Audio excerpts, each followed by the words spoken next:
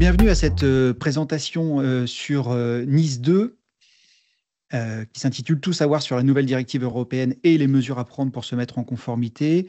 Je suis Benoît Grunemwald, directeur des affaires publiques, et aujourd'hui j'ai le plaisir d'être accompagné par Grégory Ezrati, qui est directeur du support et des services, et que je laisserai se présenter au moment de sa prise de parole. Sachez que cette présentation est enregistrée, donc vous pourrez avoir accès au replay.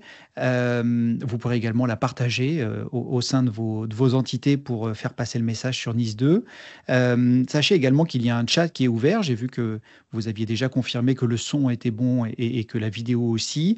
N'hésitez pas à poser vos questions. On a le plaisir d'avoir également Eric et Romain, nos deux chefs de produit qui sont derrière la scène, cachés derrière la scène, mais qui œuvrent pour sélectionner les questions et faire en sorte que ce web séminaire se passe bien.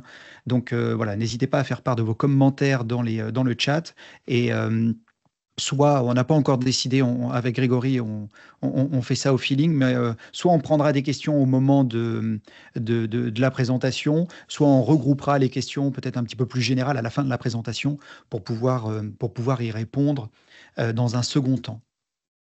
Ce que nous allons voir aujourd'hui, c'est donc le paysage des menaces cyber. On va faire un rapide tour sur cette section. Je pense que ici, autour de la table, si je puis dire, on est tous bien conscients de l'évolution du paysage des menaces ainsi que leur impact sur nos entités. On va ensuite rentrer dans le vif du sujet de Nice 2 en voyant quelles sont les entreprises et entités concernées par Nice 2. On passera ensuite en revue les exigences de la directive sans faire une lecture du texte et rentrer trop dans le détail. Et puis ensuite, je passerai la main à Grégory pour... Oups, je vais juste enlever cette petite fenêtre.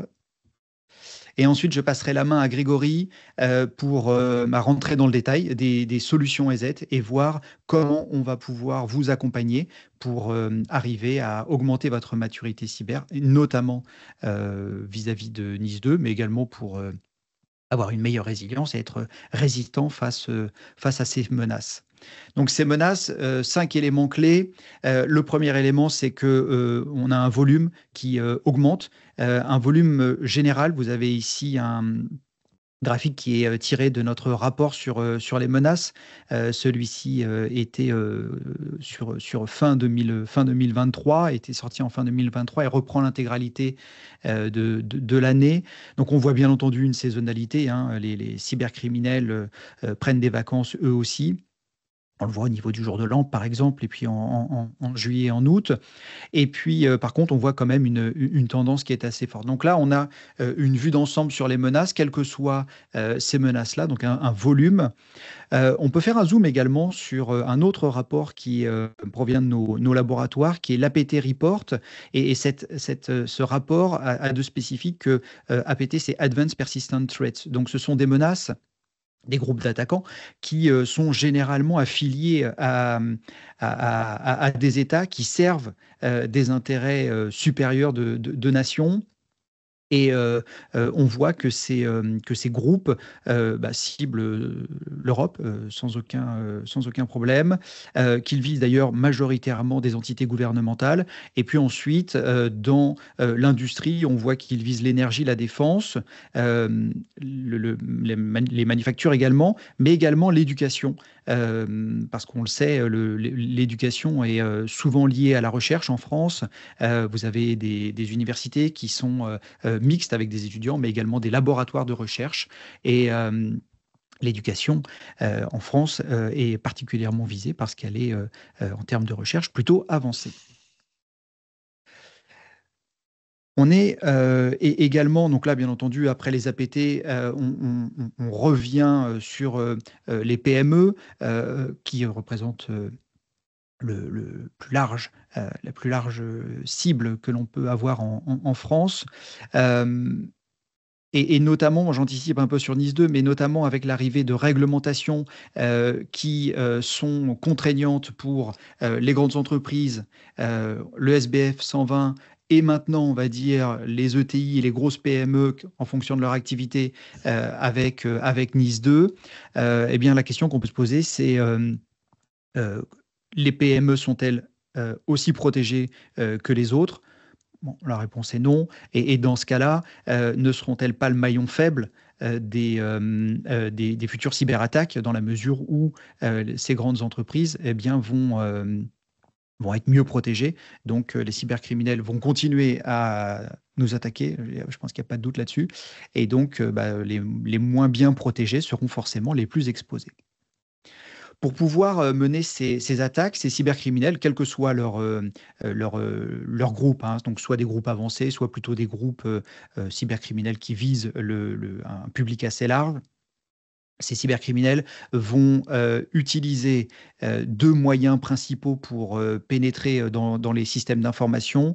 Le premier moyen, c'est l'exploitation de vulnérabilités dans des logiciels qui sont installés soit directement par la direction des systèmes d'information pour que les employés puissent travailler, soit par les employés eux-mêmes, notamment je pense au Shadow IT, à la fois sur les machines, si celles-ci le permettent, mais également dans le cloud. Et on voit qu'il y a une évolution, forcément, des failles logicielles connues.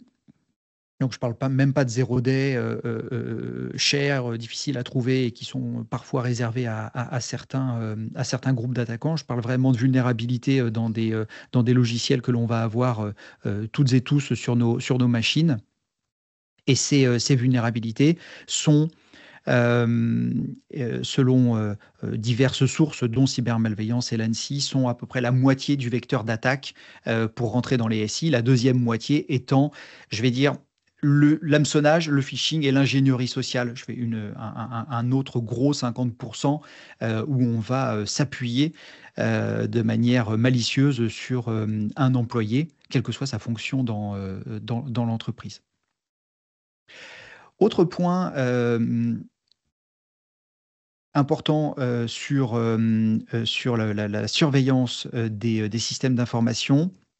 On peut se poser la question de qui surveille notre SI en dehors des heures ouvrées. On voit régulièrement que les cyberattaques arrivent le vendredi soir. Alors, elles sont déclenchées le vendredi soir, mais pour pouvoir être déclenchées le vendredi soir, la plupart du temps, le cybercriminel ou le groupe de cybercriminels est dans le SI depuis un moment. Il a préparé son attaque, il a repéré les lieux, si je puis dire, il a exfiltré les informations qui l'intéressaient pour pouvoir ensuite faire chanter la victime. Et donc, la question est de savoir qui surveille le SI, à la fois pendant les heures ouvrées, mais également en dehors des heures ouvrées pour pouvoir réagir le cas échéant.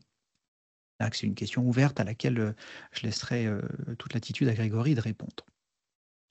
Donc, une fois qu'on a vu ces 5 éléments clés quant aux cyberattaques, au paysage des menaces, aux exigences que l'on peut se poser en tant qu'entité pour se protéger, un rapide tour d'horizon, on peut maintenant rentrer dans le vif du sujet, de Nice à Nice 2. Première historique sur Nice. C'est vraiment un début de réglementation propre à l'Union européenne qui est arrivé en 2016. Le but était clairement de protéger les OIV, opérateurs d'importance vitale. À l'époque, cela visait différents secteurs sensibles. La liste était confidentielle, la liste des OIV était confidentielle, il y en avait à peu près 250. Bon, quand on voit le secteur d'activité, infrastructure des banques et des marchés financiers, l'énergie, la santé, l'infrastructure numérique, les transports, l'approvisionnement en eau, les fournisseurs de services numériques, on peut assez facilement se douter de qui on parle. Notamment quand on voit que les seuils étaient supérieurs à 250 collaborateurs, 50 millions de chiffre d'affaires, 43 millions de soldes, en fonction de l'entité. Donc là, on a le premier élément qui va dresser une meilleure résistance face aux cyberattaques, notamment, et ça c'est important, face aux cyberattaques menées par des groupes affiliés ou ayant des intérêts avec des États. Et puis, il y a un constat. Il y a deux constats. Le premier constat, c'est que les attaques ont continué à croître, on l'a vu juste avant, et se sont non pas étendues, mais ont une croissance notamment sur des ETI et des entreprises dans d'autres secteurs que ceux énoncés par Nice 1. Et puis, deuxième constat, Nice 1 avait surtout un rôle de préconisation et pas véritablement de sanction. Et donc, Nice 2 étend son champ d'application, c'est fini les OIV, on passe aux entités essentielles et aux entités importantes, chacune ayant son propre scope de définition. On élargit également le périmètre, on rajoute donc des secteurs, on a des secteurs hautement critiques et ensuite des secteurs critiques. On retrouve les premiers dans le périmètre de Nice 1. Il y a un petit glissement également sur la gestion des eaux usées, l'administration publique et l'espace, qui, eux, sortent des secteurs hautement critiques et viennent dans les secteurs critiques. Et à partir de là, eh bien, il y a donc deux définitions d'entités, que sont les entités importantes et les entités essentielles. C'est à la fois ces secteurs et les seuils qui doivent permettre de savoir si l'entité est assujettie ou non à Nice 2 sont multiples, ce sont des tiroirs, et l'ANSSI, pour pouvoir accompagner les entités à savoir si elles sont concernées, a mis en place mon espace nice2.cyber.gouv.fr. Donc, à partir de ce test, vous allez pouvoir, donc en répondant à certaines questions, déterminer si votre entité est concernée ou non. Donc, difficile de faire voilà, dans un web séminaire tel que celui-ci un cas général. Donc, je vous invite à vous rendre sur ce site. Ça vous donnera d'ores et déjà une bonne idée de si vous devez ou pas vous conformer à Nice 2. Il y a un cas particulier, vous le savez, la transposition doit être normalement faite pour le 17 octobre. On sera forcément en retard. Il y a un certain nombre de pays, d'ailleurs, la France n'est pas la seule, il y a un certain nombre de pays qui vont être en retard. Le plus simple étant de lister ceux qui sont déjà prêts. Je citerai par exemple, et notamment parce qu'ils sont francophones sur une certaine partie de leur territoire, ce qui nous permet d'aller récupérer quelques informations utiles, nos amis belges. Et le fait est que donc on a quand même un cas particulier, et ce cas particulier, c'est le cas des prestataires informatiques et des partenaires en conseil et en audit. Il est clair que dans Nice 2, il y a une volonté de protéger les entités de failles provenant de leur supply chain. La supply chain au sens large, et notamment quand vous avez un prestataire informatique qui a accès au système d'information, notamment avec des droits admin, eh bien, si ce prestataire informatique se fait tamponner, il y a de fortes chances que ça ne soit pas uniquement un client qui soit impacté, mais bien X clients en fonction de la taille de ce prestataire.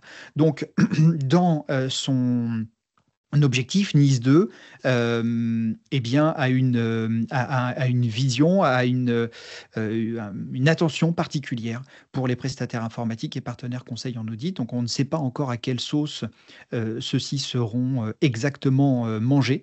Mais ce qui est sûr, c'est que si vous êtes on va dire MSP, MSSP, infogérant, eh bien, vous pouvez d'ores et déjà vous tourner avec intérêt très prononcé vers Nice 2. Alors, si vous ne gérez que des entités qui ne sont pas soumises à Nice 2 et qui ne sont que des TPE, PME, il y a de fortes chances que vous ne soyez pas vous-même soumis à Nice 2. Par contre, c'est quand même le moment de se tourner vers les exigences et les bonnes pratiques, ne serait-ce que pour montrer à vos clients que vous êtes vous-même garant de leur sécurité et garant de votre propre sécurité. Et puis, sachez aussi que Nice 2 est un cycle de 3 ans. Donc, Si aujourd'hui NIS 2 ne vous concerne pas, eh bien peut-être que NIS 3, qui va s'appliquer naturellement à beaucoup plus d'entités, risque de vous concerner dans les 3 prochaines, dans la salve suivante de Nice. Donc si on passe en revue quelques exigences de cette directive, on peut, alors je ne suis pas juriste, hein, donc je vous invite à vous rapprocher de vos conseils pour aller plus loin dans cette étude, hein. Mais ce que l'on remarque, c'est que Nice 2 a des similitudes avec le RGPD, notamment sur les sanctions. À la fois qu'on soit entité essentielle ou importante, il y a des sanctions qui sont différentes. Et il y a également une responsabilité qui est engagée au niveau du dirigeant en cas de manquement. Et ça, c'est important parce que, comme pour le RGPD, on s'aperçoit que si on veut protéger nos entités, protéger les données personnelles qui sont très chères à notre Europe et à nos citoyens et à nous en tant que particuliers, eh bien, on s'aperçoit que une, une loi qui n'a pas de sanction est généralement une loi qui n'est pas vraiment appliquée. Donc là, c'est un des changements de Nice 2. Voilà, responsabilité financière, responsabilité du dirigeant et donc sanction. Les éléments fondateurs de cette directive ne sont pas uniquement basés sur des mesures techniques et des solutions déployées, mais bien sur une gouvernance. C'est pour ça que les dirigeants sont impactés à la fois financièrement, mais également pénalement.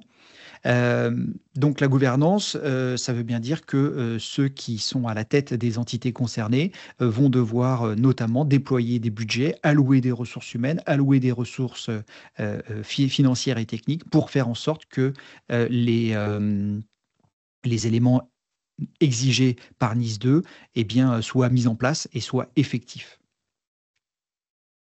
Parmi ces éléments, il y a un point qui est assez important, c'est que Nice 2 demande des notifications en cas d'incident significatif ou de menace cyber.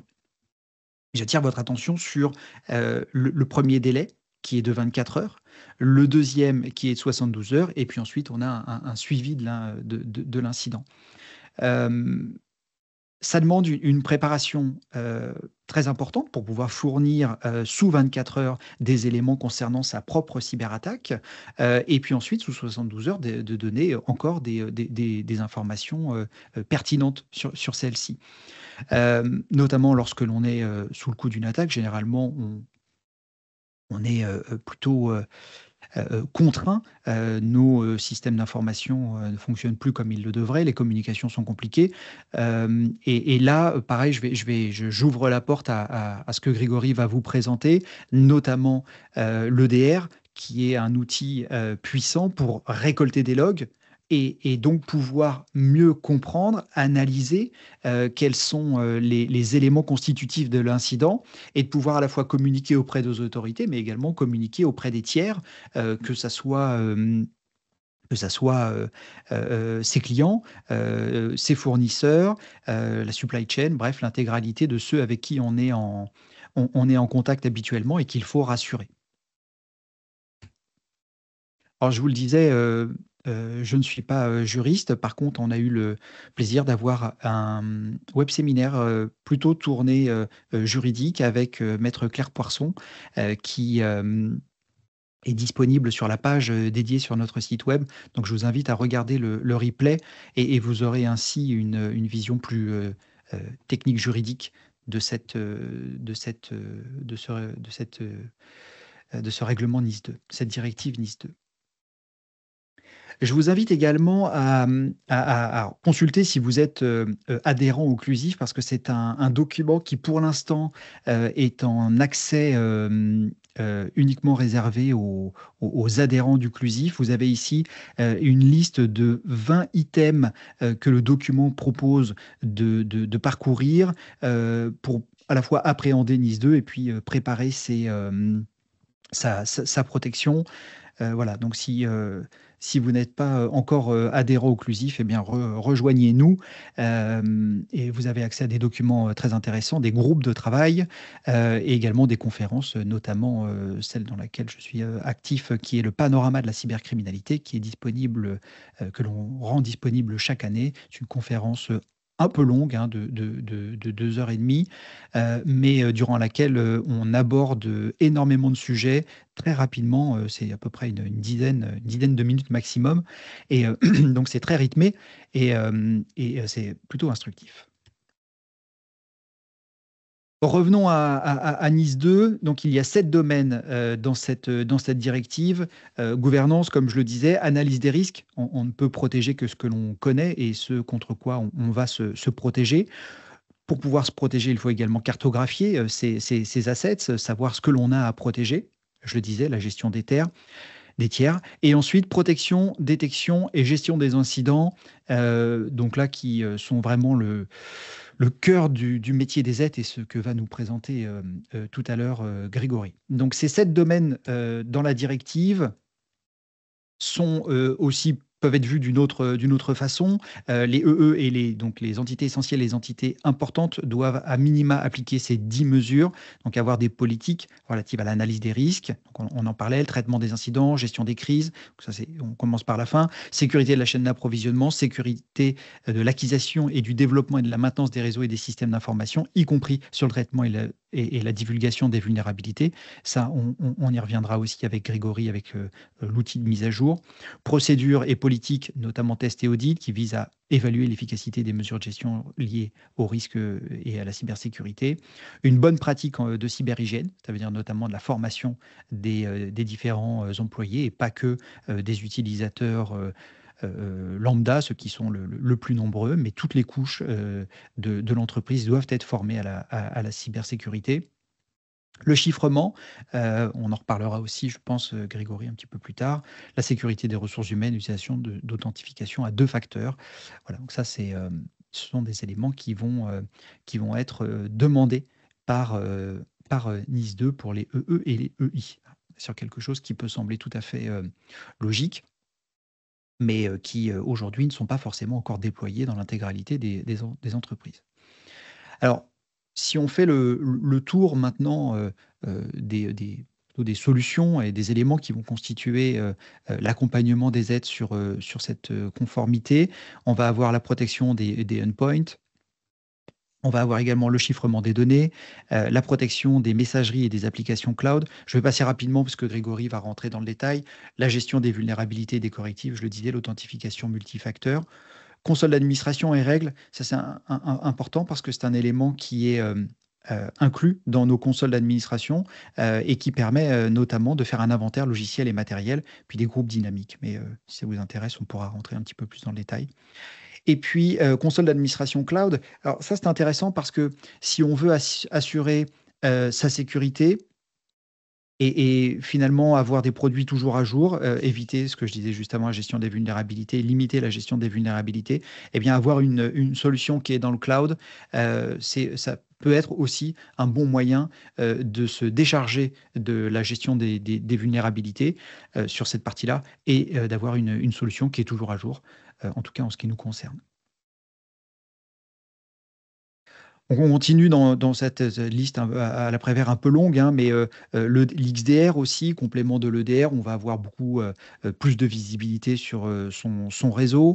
Je le disais également, les services qui vont être là 24/7 et qui vont pouvoir superviser les alertes et les incidents qui peuvent arriver dans votre entité.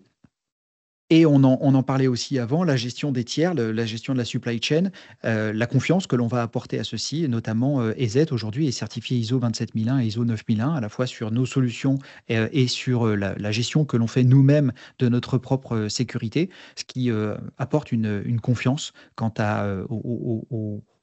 au bon traitement, on va dire, à la fois des données personnelles qui sont les nôtres, conformité RGPD, mais également dans leur stockage, dans leur manipulation, et puis dans la gestion des produits qui sont les nôtres et que l'on met à disposition, notamment dans le cloud.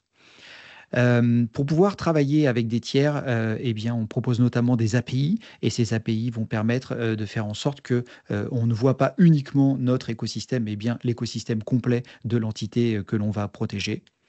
Proposer également de la sensibilisation pour les employés, notamment via le Digital Security Guide et We Live Security. Et puis pour terminer, des campagnes, notamment d'hameçonnage, qui vont servir à la sensibilisation des employés. J'arrive ici presque à la fin de ma partie. Je vais pouvoir passer la main à Grégory. Je fais un rapide tour sur EZ. Aujourd'hui, nous protégeons plus d'1 milliard d'internautes avec notre technologie, à la fois sur nos 110 millions d'utilisateurs protégés. Donc, eux ont la technologie directement sur leur poste de travail, sur leurs terminaux mobiles, sur leur serveur de messagerie, etc. Mais également avec 2 partenariats. Le premier est avec Intel, partenariat on va dire, qui a toujours été une sorte de vœu pieux, hein, de combiner à la fois la puissance du matériel, notamment du processeur, ses capacités aujourd'hui d'intelligence artificielle, et puis nos solutions, nos moteurs de détection qui sont plus puissantes et plus efficaces quand on est sur ce type de matériel.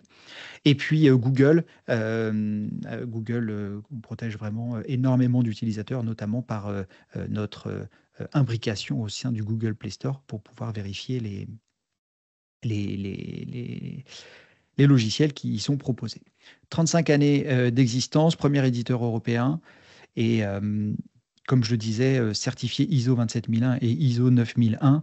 Je vous invite à aller voir nos certificats, nos politiques de confidentialité également que vous trouverez sur help.ez.com. Tout ceci est tout à fait transparent et les éléments qui sont constitutifs de nos politiques de sécurité et des mesures que l'on met en place pour nous protéger, pour vous protéger, sont disponibles en ligne. Alors Grégory, j'ai terminé cette première partie. Tu peux peut-être te présenter, histoire Ouais, qu'on ait euh, une vision de tes fonctions. exact. Eh ben, écoutez, bonjour à tous. J'ai été très silencieux depuis la présentation de Benoît qui reprend toute la partie Nice 2, j'allais dire théorique, mais on va dire théorique pratique. Et du coup, donc moi, je suis Grégory Ezrati, directeur des services et supports chez EZ France. Ça va faire maintenant plus d'une dizaine d'années que je travaille avec et pour EZ.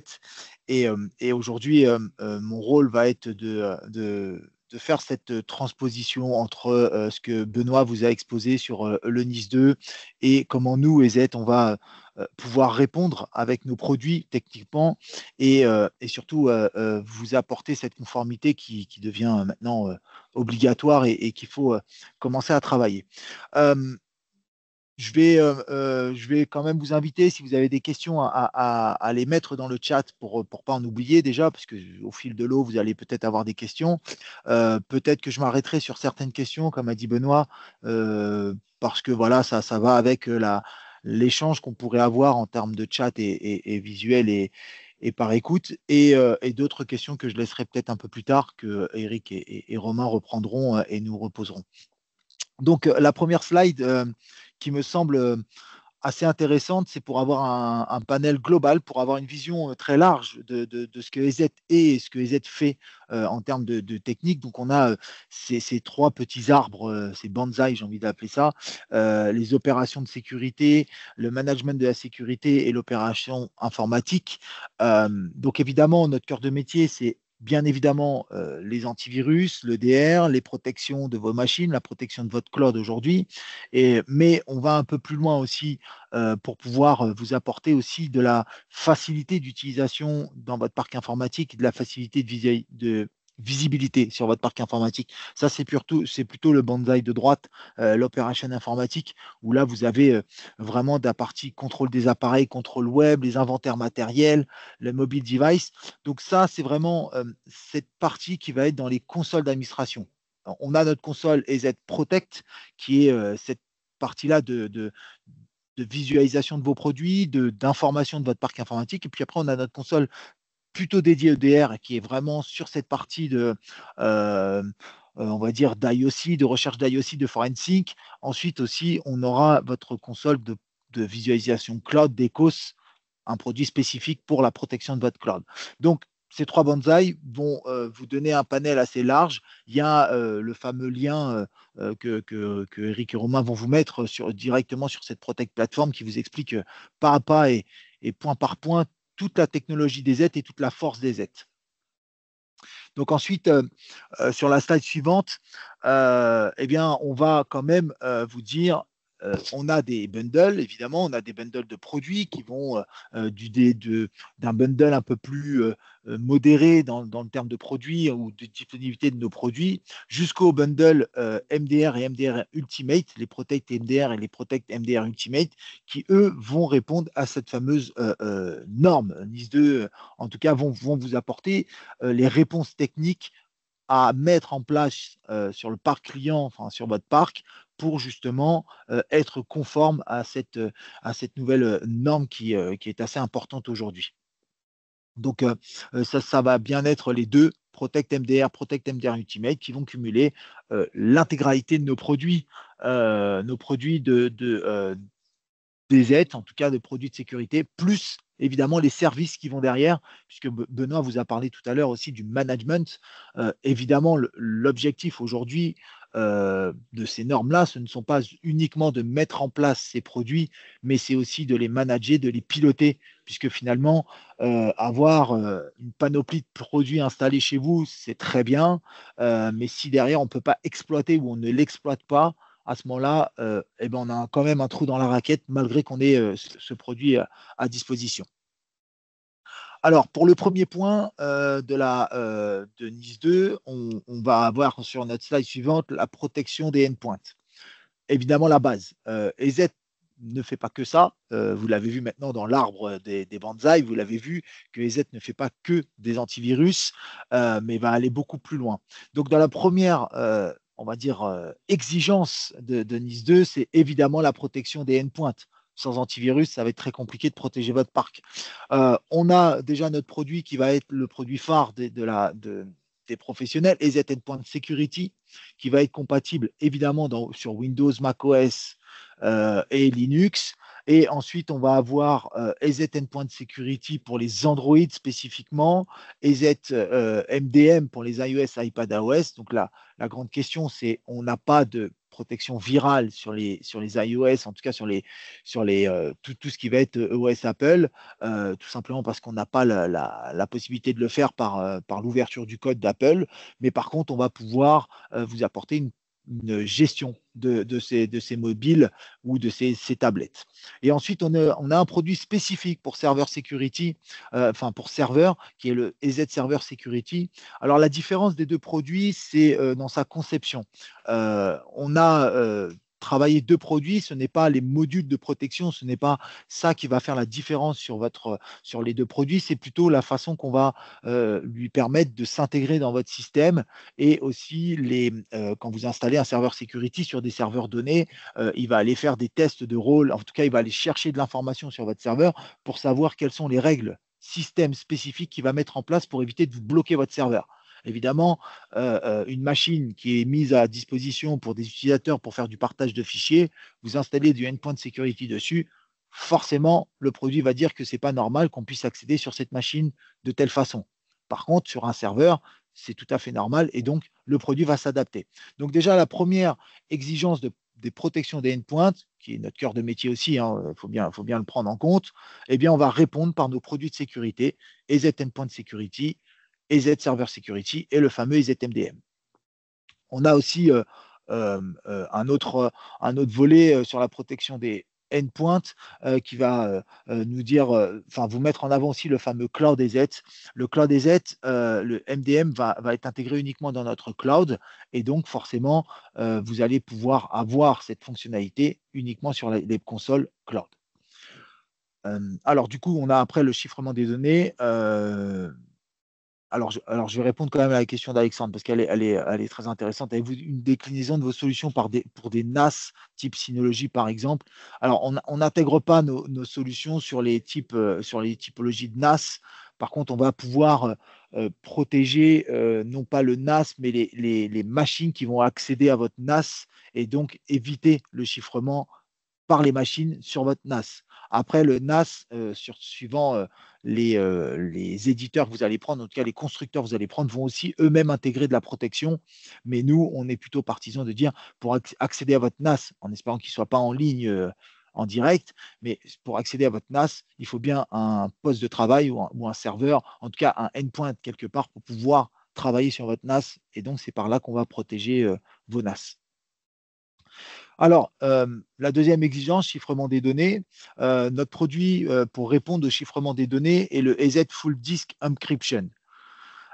Alors, le EZ Full Disk Encryption, c'est intégré dans notre produit de sécurité. Donc, vous l'avez bien compris, tout va être managé, piloté par notre console d'administration.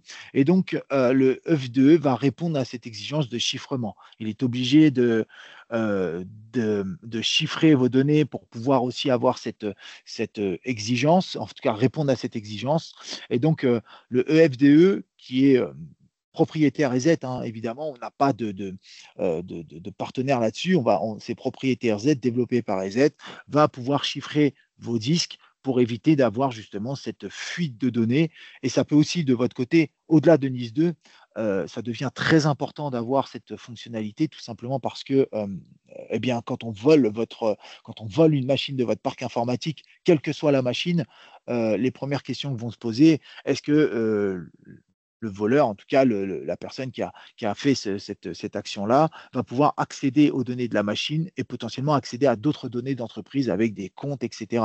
Donc, c'est toujours ces grandes questions-là qui se posent quand on a perdu une machine. Eh bien, voilà, avec le FDE, vous n'avez plus forcément besoin de vous poser ces questions-là. Et en plus, l'avantage aussi que vous avez dans ce cas, dans ces situations-là, si la machine revient en ligne, se remet up, eh bien, tout simplement, va se reconnecter sur votre console et vous allez avoir de l'information autour de cette machine-là. Ça permet également d'avoir, une conformité avec le RGPD, articles 32 et 34. Exactement. Voilà. Et heureusement que Benoît est là, puisqu'à chaque fois, il va faire cette petite relation avec les lois, le RGPD, évidemment. Et bien sûr, on est très porté sur le RGPD. Il y a beaucoup d'exigences autour du RGPD. Donc voilà pour la technologie UFDE qui va répondre à l'exigence de chiffrement de données. Il y avait une question, mais elle a été répondue. Non, elle n'a pas été répondue, je ne sais pas. Hop, serveur, oui, pas pénalisé. Alors, sur les serveurs, on va pas chiffrer les serveurs de ce type, tout simplement parce que le FDE est vraiment fait pour chiffrer votre disque entièrement. Et donc, à partir du moment où votre serveur est dans un data center, en tout cas, vous n'y avez pas accès physiquement, ça va devenir compliqué de le déchiffrer, en tout cas de permettre un accès au serveur. Donc, c'est pour ça qu'on n'a pas notre FDE disponible sur les serveurs. Alors après, on ferme pas la porte, je ferme pas la porte. Évidemment, j'ai pas toutes les roadmaps autour du produit. En tout cas, voilà, pour le coup, pour cette partie-là, on ne le fait pas encore. Euh, Ensuite, on a évidemment la partie cloud. Très important, la partie cloud, puisque finalement, en tant qu'entreprise, on y va de plus en plus, on est de plus en plus poussé à y aller. Alors, je ne parle pas du cloud en lui-même, mais on est poussé à y aller par les outils Microsoft, par les workspace Google. En tout cas, tout porte à nous emmener sur du cloud, mais évidemment, il faut protéger nos tenants, il faut protéger nos données qui vont être hébergées dans cette partie du cloud. Et donc, nous, EZ, on a un produit qui est EZ Cloud Office Security, qui va pouvoir protéger aussi bien votre tenant Office 365 que votre tenant Google Workspace. Et donc, qu'est-ce que va intégrer votre ECOS, votre EZ Cloud Office Security sur votre tenant pour répondre aux exigences, évidemment? Bon, forcément, on va intégrer un anti-malware. On va utiliser toute notre puissance et toute notre technologie EZ pour pouvoir travailler sur le tenant cloud, le tenant que vous avez choisi. Alors, ce n'est pas que de la messagerie. Il faut bien prendre en compte que quand je parle de tenant, je ne parle pas uniquement de la messagerie, mais je vais parler de la messagerie et tout ce qui va être stockage et échange. Évidemment, puisqu'on peut faire des échanges aujourd'hui à travers les Teams, à travers les Google Meet. En tout cas, on peut faire beaucoup d'échanges à travers ces outils-là. Et quand on dit échange, bah forcément, on va dire partage de documents, partage de, de- de potentiellement de process aussi si vous les avez laissés passer, en tout cas partage d'outils. Et donc, forcément, il faut les protéger. Et évidemment, les SharePoint Online pour justement protéger aussi cette partie-là. Évidemment, on va aller chercher un anti-spam protection. Vous allez avoir de l'anti-spam protection, l'anti-phishing, du LiveGuard Advanced. Maintenant, la grosse contrainte sur les clouds, en tout cas sur les tenants de ce type, ce n'est pas forcément les machines de votre entreprise qui vont s'y connecter sur vos tenants. C'est plutôt, évidemment, vous ouvrez, on va dire en partie, votre entreprise au monde entier, puisque c'est-à-dire que vous donnez la capacité, la possibilité à vos utilisateurs de se connecter sur vos tenants à travers n'importe quelle machine dans le monde entier.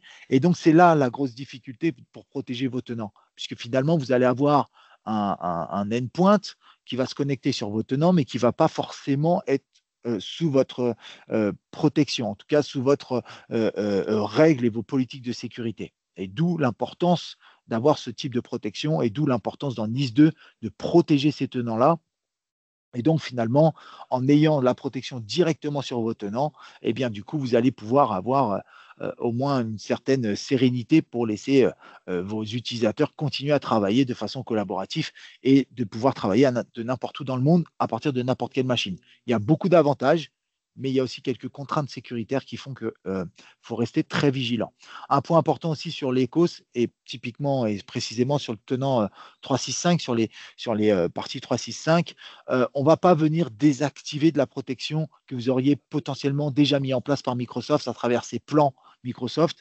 On va venir se plugger en plus, on va venir rajouter une couche de protection EZ sur ce que vous avez déjà fait.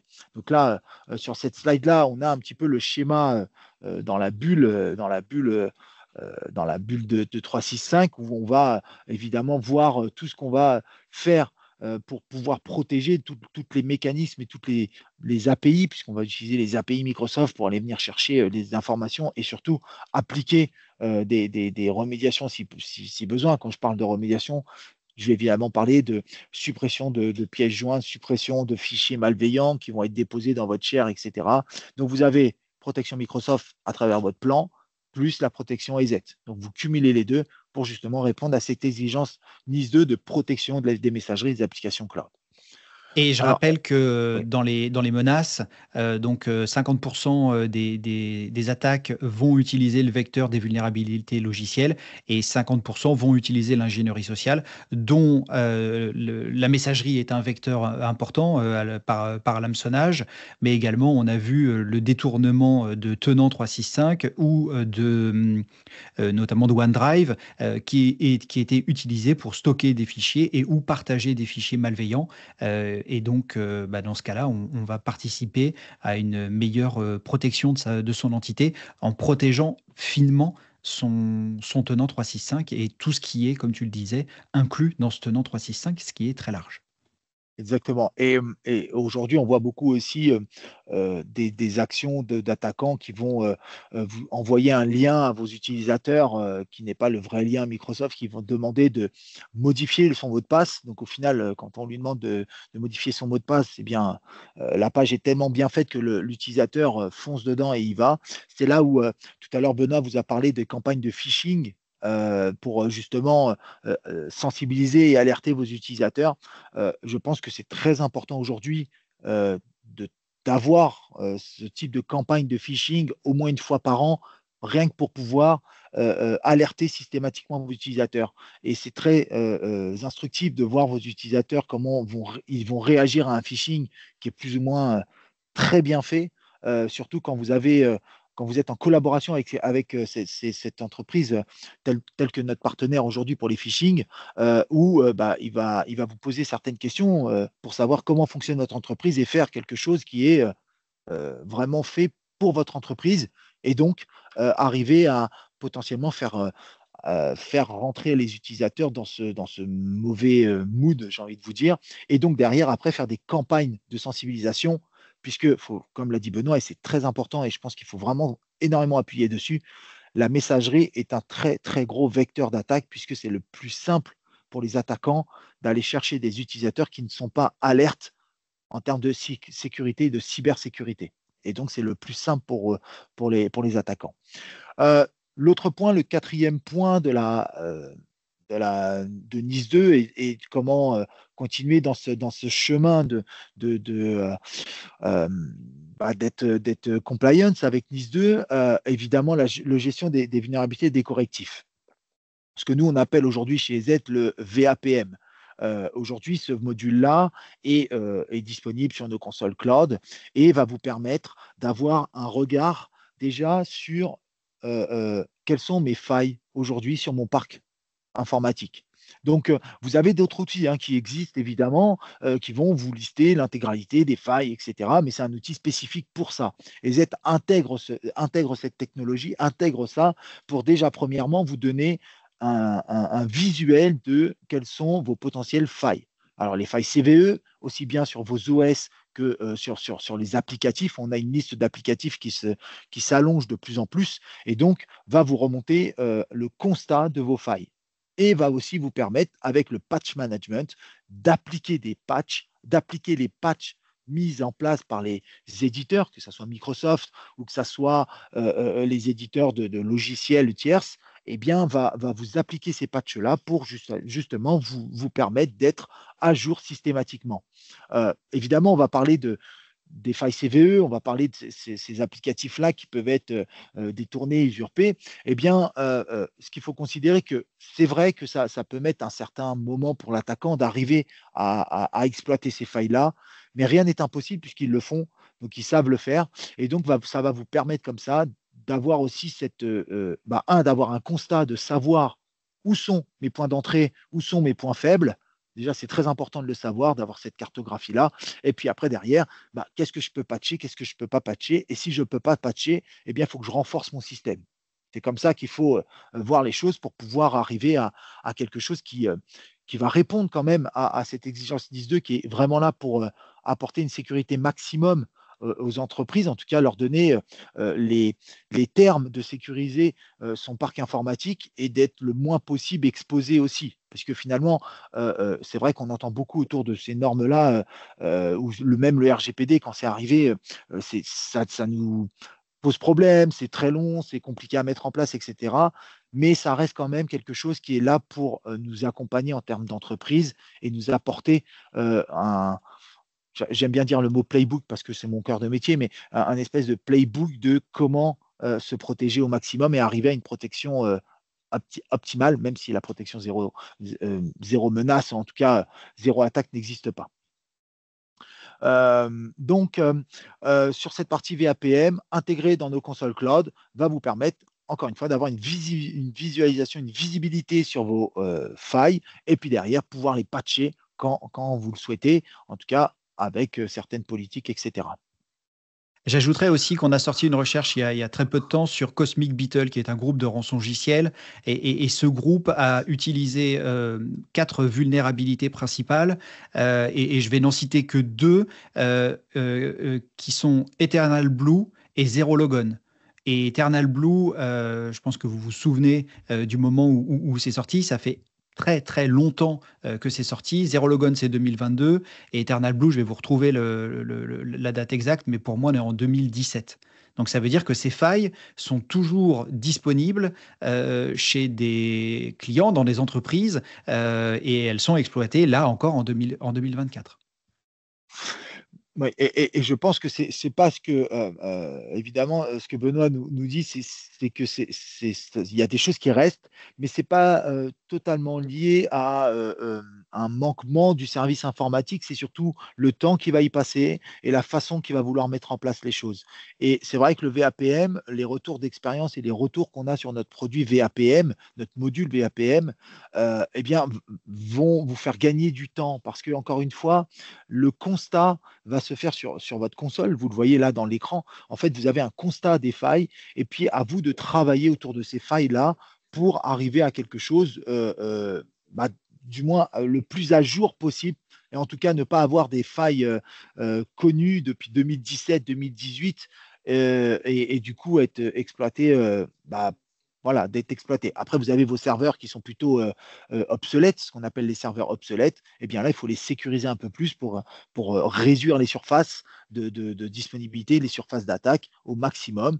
Et savoir que sur ces serveurs-là, il faut que peut-être y mettre une vigilance plus parce qu'on sait qu'on ne peut pas aller plus loin.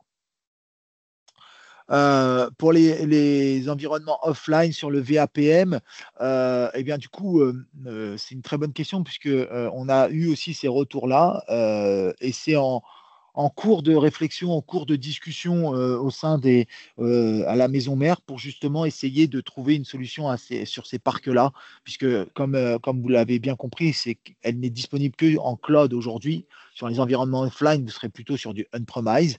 Et aujourd'hui, EZ n'a pas fermé cette porte-là et va avancer sur ce volet-là. L'autre exigence, ESA, EZ Secure Authentication, double facteur.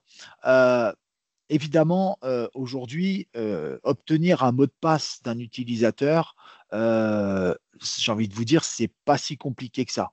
Parfois, il suffit juste de se mettre devant son écran et de voir le petit post-it avec le mot de passe de sa session, ou de retourner son clavier et de voir un scotch avec une petite feuille dessus et dire mot de passe de session 2 points, mot de passe de mon Gmail 2 points, etc. Donc, c'est pas compliqué aujourd'hui, c'est possible de l'avoir. Alors là, je parle d'obtenir les mots de passe physiquement. Maintenant, les obtenir différemment, c'est aussi possible avec des campagnes de phishing, avec des sites détournés, etc. On peut avoir les mots de passe. Et on peut même après avoir des mots de passe parce que l'utilisateur met le même mot de passe sur tous ses comptes. Et donc, forcément, au bout d'un moment, on voit toutes les attaques qui sont faites aujourd'hui sur les grandes enseignes. Eh bien, voilà, si votre utilisateur a mis le même mot de passe que sa session dans certaines, on va dire, newsletters ou des choses comme ça, eh ben voilà, vous avez dans les abonnements de newsletters ou autres, eh bien, potentiellement, votre mot de passe, le mot de passe de votre utilisateur a été diffusé. Donc déjà, première chose pour ces mots de passe-là, votre politique de modification de mot de passe tous les 90 jours. L'ANSSI est très regardant là-dessus en termes de recommandations et vous avez des recommandations de l'ANSSI sur vos mots de passe, comment générer un mot de passe, comment le conserver, quelles sont vos politiques de refresh, etc. Toutes ces politiques-là autour de vos mots de passe. Mais évidemment, ça ne va pas suffire, surtout quand on va parler de mots de passe, de connexion à travers des VPN, à travers des mots de passe, des connexions à distance, etc. Eh bien, pour Nice 2, cette exigence est très importante, c'est le double facteur. Nous, aujourd'hui, on a un produit qui s'appelle EZ Secure Authentication qui va répondre à cette exigence-là, puisque vous allez avoir on va dire un module EZ qui va vous générer un OTP, tout simplement, et donc va vous demander le mot de passe de l'utilisateur, évidemment, mais va vous demander un code OTP. Le code OTP va être soit sur de l'applicatif à travers le smartphone de votre collaborateur, soit va être envoyé par SMS. En tout cas, vous avez moyen de faire les choses pour que votre utilisateur puisse avoir cet OTP en main et puisse se connecter aussi bien sur sa session Windows que sa session VPN, que ça soit aussi sur des applicatifs métiers web, etc. ESA va pouvoir s'intégrer dans toute cette partie-là. Il y a un point aussi qui est important, ce n'est pas complexe à mettre en place. C'est vrai que la mise en place de ESA va prendre, bon, là, on voit installation en 10 minutes, effectivement, l'installation est en 10 minutes, mais bon, la configuration va prendre une petite heure et demie. Vous allez être accompagné, si vous le souhaitez, par nos équipes, par mes équipes, hein, du coup, mes équipes techniques, sur cette mise en place. Et vous allez pouvoir avoir comme ça la réponse à cette exigence de double facteur qui, au-delà de Nice 2, je pense, est devenu essentiel, puisque les mots de passe aujourd'hui, j'allais dire obsolètes. Les mots de passe ne sont pas obsolètes, mais je pense que par un petit moyen, on peut vraiment sécuriser beaucoup plus les choses. Et donc, demain, se dire est-ce que mon mot de passe a été diffusé ou pas, etc. Eh bien, finalement, on va plus se poser la question puisqu'il reste quand même le double facteur qui va être très compliqué à avoir, le fameux OTP. Et tout en sachant aussi qu'on le voit aussi sur les sites bancaires, sur beaucoup de sites aujourd'hui, le double facteur devient obligatoire. C'est même plus une demande, c'est devenu obligatoire. On peut pas se connecter sur certains sites, en tout cas se loguer sur certains sites si vous n'avez pas le double facteur. Donc ça, c'est aussi un point qui est très important, c'est que c'est vraiment à mettre en place et à suivre au maximum. Euh, Ensuite, donc, tout à l'heure, Benoît a parlé sur Nice 2, a parlé de gestion, a parlé de visibilité, a parlé tout ce que NIS2 impose en termes on va dire, de contrôle sur votre parc informatique. Et donc, c'est là où on va parler de notre console EZ Protect, qui est le cœur de tout le fonctionnement, j'ai envie de vous dire, de EZ dans votre parc informatique. Alors, le premier point très important, EZ Protect n'est pas essentiel et obligatoire pour le fonctionnement de nos produits. Je le dis parce que finalement, il faut bien considérer que nos produits de sécurité sont totalement autonomes. Ils n'ont pas besoin de la console Protect pour fonctionner. Ils n'ont pas besoin de la console Protect pour récupérer leurs mises à jour, etc. La console Protect est uniquement là pour, un, les piloter, les manager, vous remonter de l'information. C'est dans ce but-là qu'a été créé EZ Protect. Et évidemment, générer des rapports, avoir des notifications, tout tourne autour d'EZ Protect pour l'administration de nos produits EZ. Vous pouvez administrer l'intégralité de nos produits EZ, sauf la partie ECOS qui est une partie un petit peu différente puisqu'on va travailler uniquement sur la partie cloud. Mais en tout cas, EZ Protect va pouvoir vous piloter l'intégralité de vos produits EZ. Donc, on va vous remonter comme ça les informations nécessaires. Et pour l'exigence NIS2, vous remontez les informations des détections virales. Vous savez que votre poste de travail X a eu une détection virale.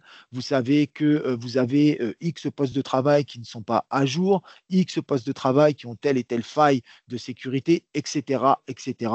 La console Protect va répondre à toute cette demande de visibilité sur votre parc par NIS2.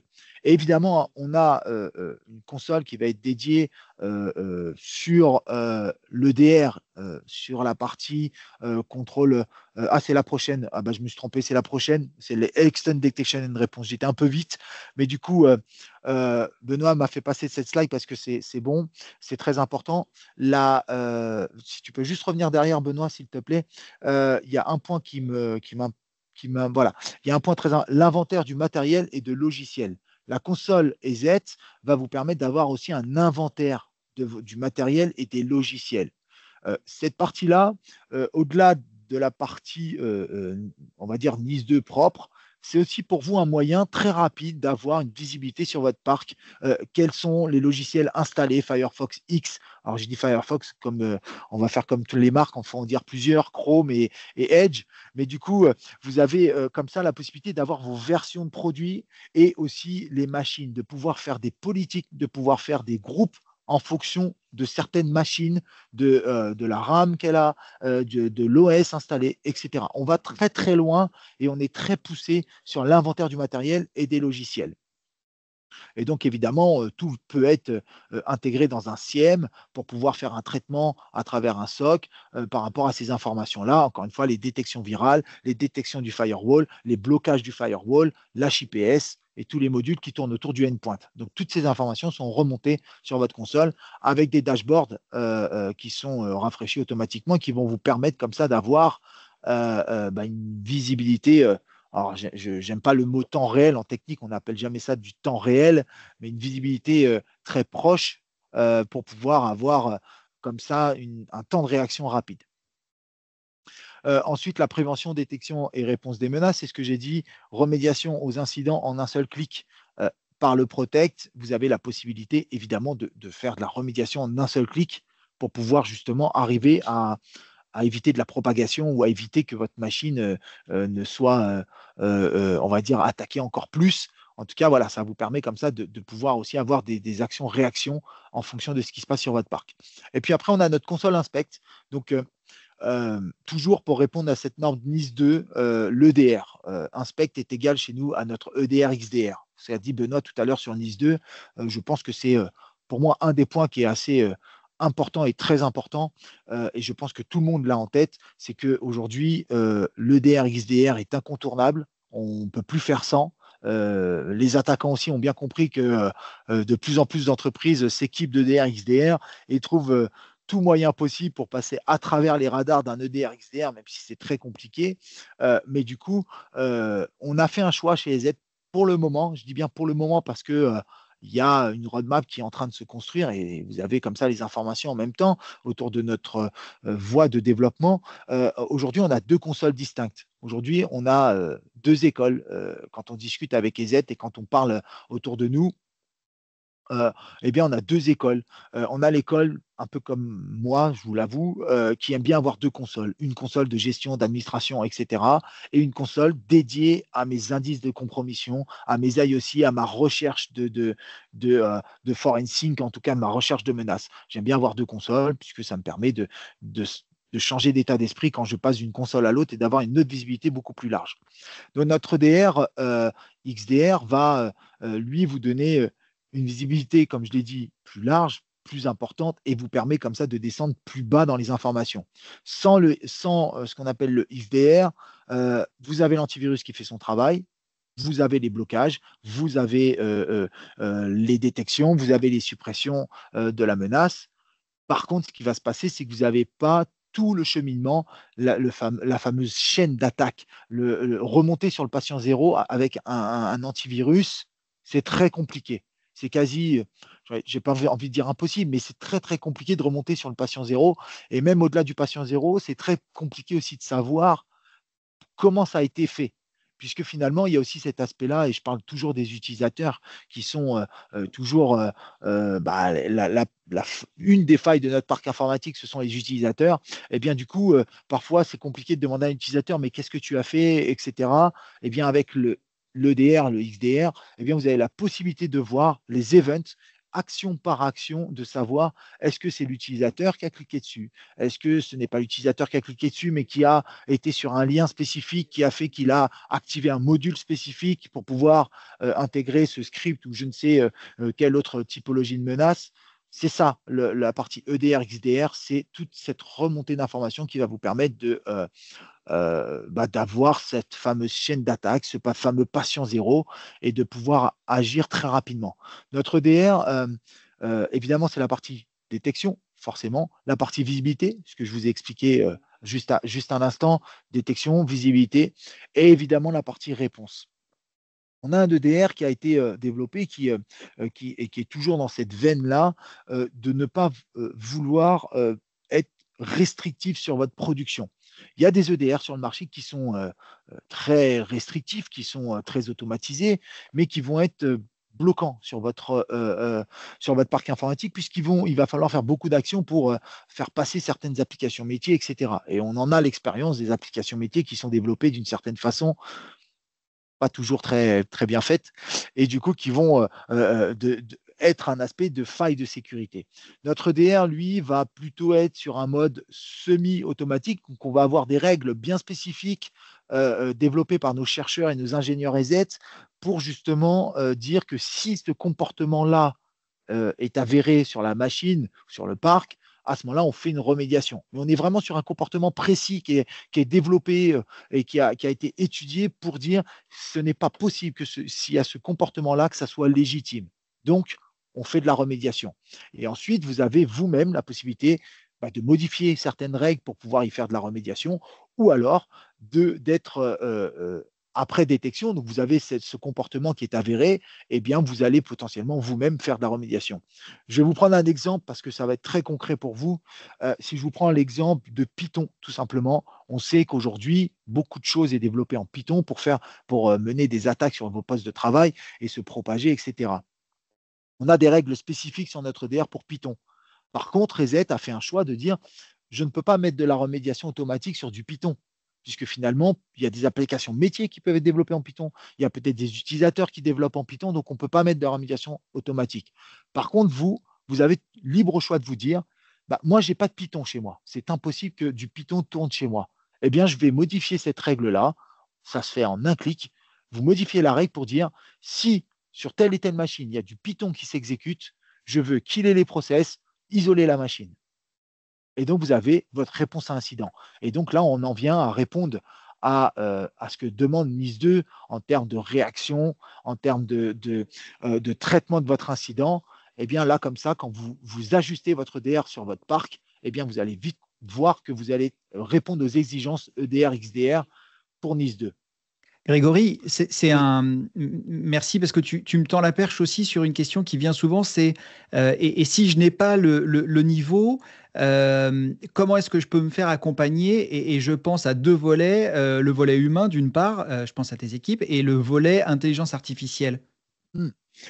Effectivement, vous avez, quand vous allez avancer sur la partie EDR, XDR avec nous et sur votre conformité NIS 2 avec nous, évidemment, mes équipes sont aussi formées et alertes sur cet aspect d'accompagnement. Donc, on a, nous, des systèmes de transfert de compétences pour vous accompagner sur cette partie-là et vous donner toute compétence pour traiter et on va dire, manager votre EDR.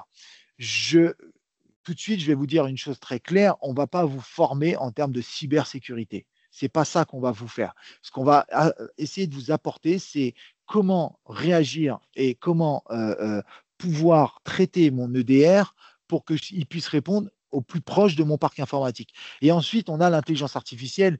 Et ça, Benoît me lance sur ce sujet-là parce qu'on a fait un WebEx il n'y a pas très longtemps sur l'intelligence artificielle qui était aussi très intéressant. Pour le coup, évidemment, on intègre beaucoup d'intelligence artificielle dans nos produits, quels que soient nos produits. C'est comme ça qu'on doit avancer et c'est comme ça qu'on doit aussi voir les choses. On ne va pas se fermer la porte sur quelque chose qui peut traiter de l'information rapidement. Et donc, effectivement, on intègre l'intelligence artificielle sur nos produits. Et EZ a une vocation très simple, c'est de vous prémâcher le travail pour que vous puissiez vous concentrer uniquement sur les incidents et sur les événements liés à une problématique sur votre parc. Et là où Benoît m'amène sur l'intelligence artificielle, c'est aussi sur les aspects description et accompagnement. Aujourd'hui, on a des systèmes dans notre console EDR, XDR qui vont vous permettre d'avoir une description simple et claire qui vont vous donner une analyse de votre incident et vous donner les recommandations.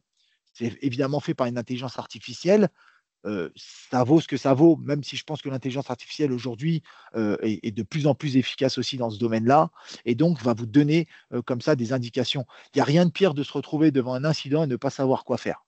C'est la pire des choses, et donc on part en, je pense qu'on panique très vite et on ne sait plus quoi faire, et donc après, bah, voilà, les attaquants vont jouer aussi là-dessus en faisant des attaques d'ampleur, alors que potentiellement en quelques clics ou en quelques manipulations et réflexions, vous auriez pu isoler et contenir cette attaque-là. Et finalement, évidemment, donc pour le Nice 2, on en vient aussi au management, puisque malgré que on parle de Bruxelles, etc., et qui sont tout en haut de la pyramide de l'Europe pour mettre ces normes-là, ils sont conscients aussi que les entreprises n'ont pas forcément les équipes dédiées pour de la cyber, n'ont pas forcément la possibilité d'avoir des équipes dédiées pour la cyber, puisque les équipes de cyber sont comme toute équipe, hein. Il y a des points contraignants. C'est compliqué de garder des équipes stables, garder des personnes qui vont être toujours alertes, d'avoir du 24/7 aussi. C'est un des points le plus important aussi aujourd'hui. C'est le fameux 24/7, ce qui est demandé aussi dans les normes NIS 2, d'avoir une surveillance totale et globale et à toute heure, à tout temps. C'est ça qui est important aussi. Et donc, monter ce type d'équipe en interne, ça demande beaucoup d'argent, c'est des coûts, évidemment, et c'est aussi de l'organisation, et c'est aussi des personnes qui vont vous demander beaucoup de choses. Les ingénieurs cyber aujourd'hui sont très recherchés, sont très convoités, et donc, évidemment, voilà, d'avoir ce type d'équipe, c'est compliqué. C'est pour ça que nous, EZ, on a, en tant qu'éditeur, évidemment, eh bien, du MDR. On vous propose du management de solutions. À travers tout ce que vous avez vu pour répondre aux normes NIS 2 et toute notre panoplie de produits, eh bien, on va pouvoir comme ça vous accompagner sur du management. On a deux niveaux de service pour vous accompagner. Un niveau de service qui va être plutôt dit, on va dire, mutualisé, commun. C'est le fameux MDR SMB. Ce MDR SMB, il va répondre évidemment à l'exigence NIS 2. Il est délivré par nos équipes du HQ directement, et vous avez cette possibilité à travers une option, un service TAM, d'avoir accès à mes ingénieurs cyber IZ France pour avoir un accompagnement différent quand vous avez un incident créé par nos équipes du HQ. Donc il y a tout un gros système derrière, un CMSOAR derrière, avec de l'intelligence artificielle, avec évidemment des humains. On a des WebEx dédiés au service pour vous donner plus de détails. Hein. Il y a un WebEx qui a été fait il y a quelques jours ou quelques semaines sur le MDR, justement, pour vous expliquer comment fonctionne notre service. Et puis après, on a un autre niveau, on a le MDR Ultimate qui va encore aussi répondre à vos exigences et à l'exigence NIS 2, puisque celui-là est beaucoup plus personnalisé, délivré entre le HQ et Z France, en tout cas mes équipes de cyber, où là, on va vous faire un accompagnement beaucoup plus personnalisé et on va travailler directement sur vos instances et on va faire un monitoring dédié, c'est-à-dire qu'on va savoir exactement comment vous fonctionnez, il n'y a rien qui est mutualisé, et on va savoir comment vous fonctionnez, quels sont vos applicatifs, et tout ce qui va sortir de ce qu'on appelle, nous, la trame normale d'une journée chez vous, eh bien, on va tout de suite être alerté, tout de suite le voir, et derrière, évidemment, vous alerter si vous nous donnez possibilité, on vous alerte. On fait de la remédiation aussi par le service, et tout ça pour répondre, encore une fois, aux exigences NIS 2 et à votre propre exigence aussi de sécurisation de votre parc. Des API, évidemment, quand on parle de tout ça, évidemment, il y a beaucoup de choses qui tournent autour de nos produits. Et puis, on peut avoir des API pour justement intégrer vos systèmes que vous auriez déjà. On a parlé tout à l'heure des SIEM, on a parlé des RMM, enfin, on parle des RMM. Vous avez aussi les puits de log de type Elasticsearch, etc., pour pouvoir récolter toute l'information des aides. Et encore une fois, tout ça fait partie des exigences NIS 2. Alors, cette partie API, moins de NIS 2, mais on vous en parle parce que ça va vous faciliter le travail pour ceux qui managent et qui pilotent plusieurs parcs informatiques ou un très grand nombre de machines. Mais par contre, voilà, déjà sur nos consoles, est-ce que EZ vous donne à disposition, vous met à disposition pour piloter et travailler sur vos produits de sécurité, eh bien, vous avez déjà les bonnes informations. Voilà, je pense que voilà, ça c'était les campagnes. J'ai fait le tour. Je te laisse la main, Benoît, si tu veux. Oui, merci, merci Grégory pour toutes ces Bon, explications. de rien. C'est... Attends, je vais juste peut-être prendre Vas-y. des questions. Est-ce que l'agent sur le poste qui fait l'analyse comportementale ou l'agent qui communique avec l'EDR qui lui répond que le comportement est suspect? Je fais l'analyse comportementale ou l'agent qui communique. Alors, en fait, on a, je pense avoir compris la question, Mathieu. En fait, on a une analyse qui va être faite directement par la console d'administration pour la conceptualisation et la création d'un incident sur la console. Mais par contre, l'agent, lui, fait aussi une analyse euh, en local sur la machine, va analyser un petit peu ce qui se passe et va renvoyer de l'information sur votre console. Donc, en fait, c'est un cumul des deux qui fait que vous avez cette protection qui va être mise en place.